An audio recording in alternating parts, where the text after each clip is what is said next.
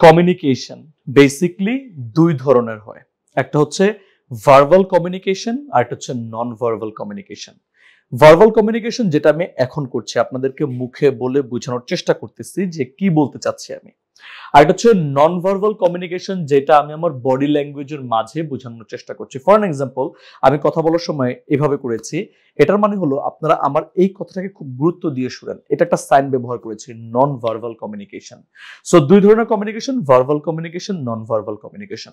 Presentation, presentation একটা কথা বলে, first impression is the best impression and the last impression.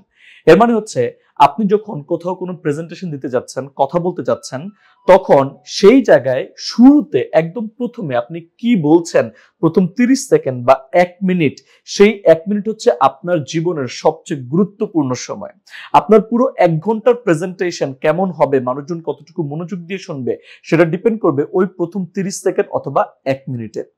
Presentation এবং communication related এই ব্যাপারগুলো আমি কিভাবে শিখেছি, তার চেয়ে গুরুত্বপূর্ণ হচ্ছে আপনারা কিভাবে শিখতে পারেন।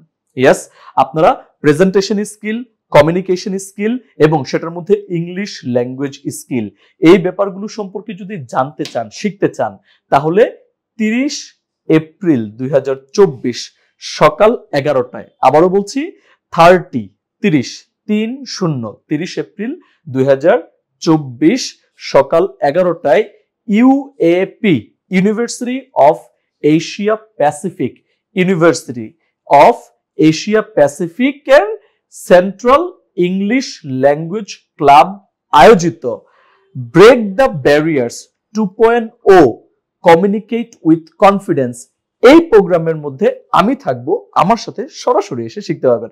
অনেক কিছু কিন্তু মুখস্থ করতে হয়েছে, by the way presentation is not a easy task, but আপনি ইজি ওয়েতে কিভাবে সেটা মুখস্থ করে বলতে পারেন যে কোনো জায়গায় কনফিডেন্টলি, সেই বিষয়ে আপনাদেরকে জানানো হবে, শেখানো হবে। So let's come and join me.